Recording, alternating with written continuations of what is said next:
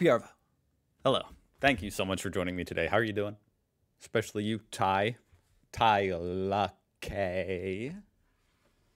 How lucky are you, Ty? What are you lucky at? Kino? A snow dump. He sent in this video. A snow dump across New South Wales.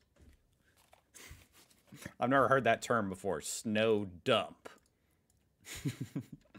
Some reason that's funny to me. Like, it snowed for the first time in Australia, and you guys are like, what is this called? It's a snow dump, guys. It's a snow dump outside. It's dumping snow. But he actually says it happens quite often, which is bizarre. I didn't think it snowed much at all in Australia. Or at all. Other than on maybe at like the highest elevation places. But this is in New South Wales, which, fun fact, that's what NSW stands for. I know, I'm pretty good with the geography and stuff. Anyway, a snow dump across New South Wales. Good evening. A polar blast has dumped snow across the state, disrupting flights while ice made roads treacherous. Sydney shivering through its coldest June day in 122 years. Okay, well, it is currently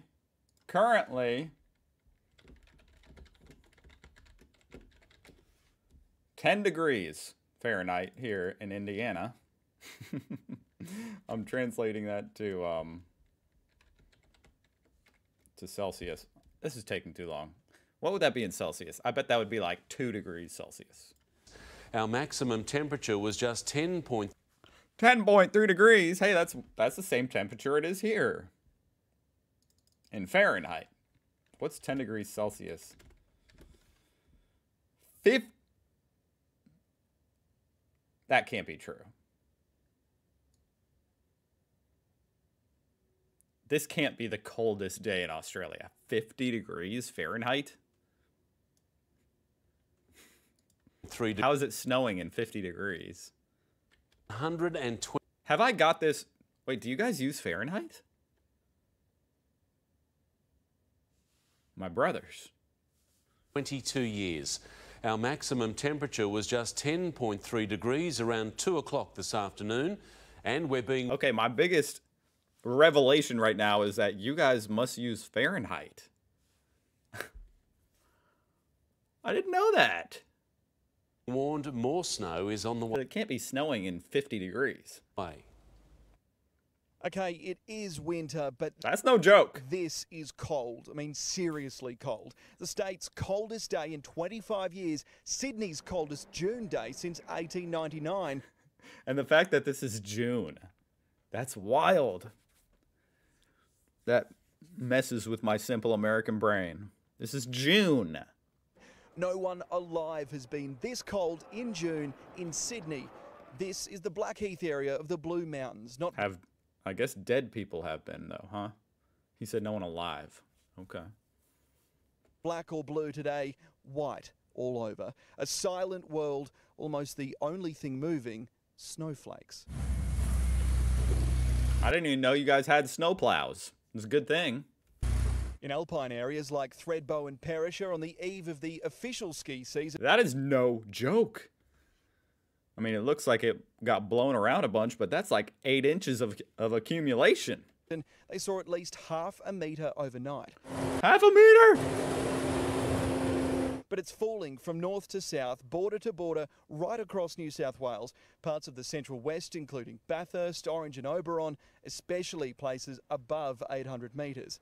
This was Oberon's main street, covered with snow overnight, easing somewhat as dawn broke. Near Lithgow, bucketing down, dusting trees, scrubbing homes. The official temp here at 9 a.m. was 0, but felt like -2. Yeah, it's not too bad. Several roads. See, now I don't know 0 or -2. I just need to look it up. Does Australia use Fahrenheit? No, you use Celsius. I must have misheard him at the beginning about the 10-degree thing. in the central west were closed. Okay, on minute 30. I need to go back, guys. Is done. I'm sorry. This is painful, but... Sydney shivering through its coldest June day in 122 years. Our maximum temperature was just 10.3 degrees around 2 o'clock this The coldest day was 10.3 degrees Celsius, which is 50 degrees Fahrenheit. Wow, that is not cold. West. But it got down to 0, which is like 32 degrees Fahrenheit, which is pretty cold. But like I said, it's 10 degrees out here, and it's going to be -2 Fahrenheit this week. Fahrenheit, -2. Were closed due to ice and snow, with drivers urged to avoid unnecessary travel around Orange Street. That's crazy that it snowed this much at night, and then it warmed up to 50 degrees that same day. The street in the suburbs and city centre were blanketed. Look at that. The weight of the snow toppling brittle trees, knocking down power lines, leaving 1,200 people without power and heating. But the thing is, when it snows like that and then heats up real quick, you get all this slush. It's still really bad to drive. Backhoes brought in to plough away the debris. With this snow and sleet still thick and relentlessly falling, visibility has now become another major problem, particularly in the skies. Over there is the snow-capped tarmac of Orange Regional Airport, which has been closed today as a precaution. Nothing moving, passengers taken to Sydney by bus instead. They shut down the whole airport because of this. Local kids were elated, making snowmen. I know you guys have bigger hills than this in Australia, but there's still something funny about like sledding in Australia has got to be the most rare, difficult thing. I'm sure. Wait, is that a boogie board? I was gonna say, you'd probably be hard pressed to even find a sled.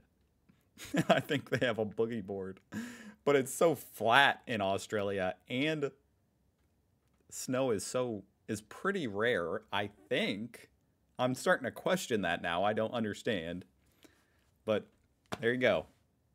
They're sledding on a boogie board in Australia. Local kids were elated, making snowmen almost to scale, but for every smile, there were a few long faces. These guys got the memo. Alpaca coat next time. It's very, very cold, and most people, I dare say, will be feeling it. Low temps included 0.2 at... That alpaca look, that's the face my wife makes when she's outside in the snow. Alpaca coat next time. It's included 0.2 at Bathurst, -0.7 at Mount Boyce, -0.3 at Orange, -4. There's the Celsius signal.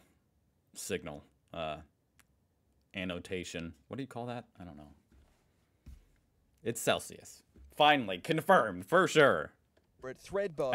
I assumed you guys use Celsius, but then when they said it was 10 degrees, it didn't match up. Sydney saw -0.7 at Camden, -0.3 at Campbelltown, 4.2 at Olympic Park, and 6.7 in the city. It looks as though it's likely that... Ooh, 6.7. It's... What is that? I'm looking that up. 6.7. 44 degrees. Coldest day for at least 25 years. By early afternoon, the city had only managed 10 degrees. Relatively warm for those braving the brisk white west. And let's go live to Tom Hartley in Orange. Tom, Okay, so it was warmer in the city than other parts. what's it like there now? Well, Mark, I hope you're feeling nice and warm and toasty in the studio there, because it's anything but out here in Orange. I just checked the temperature. I can barely speak. It's 0.6 degrees with a feels like temperature of -4.5. Now, the snow has eased, but the rain and this sleet certainly hasn't. We're expected to cop a few millimetres tonight with a chance of a little bit more snow, but definitely a lot more water. And that brings with it a new... There's so many aspects of this video that I'm enjoying. For one, it's interesting to see snow in Australia. 2, seeing this guy all bundled up shivering in 32 degrees Fahrenheit. But I mean, that is kind of cold. And the fact that it's in June, this is just, I'm having fun. Threat, the potential of black ice. Now, after speaking with kids sledding on a boogie board. authorities a moment ago, they said ultimately There's a sledding hill right there.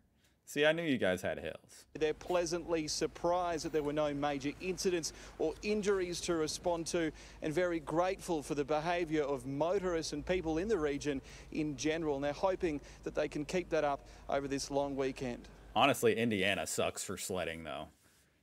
It's extremely flat here in Indiana. Good on you, Tom. Yeah, and not too bad in here. Thank you. Now to Serena Andaloro at Blackheath in the Blue Mountains. Serena, it's pretty chilly there as well.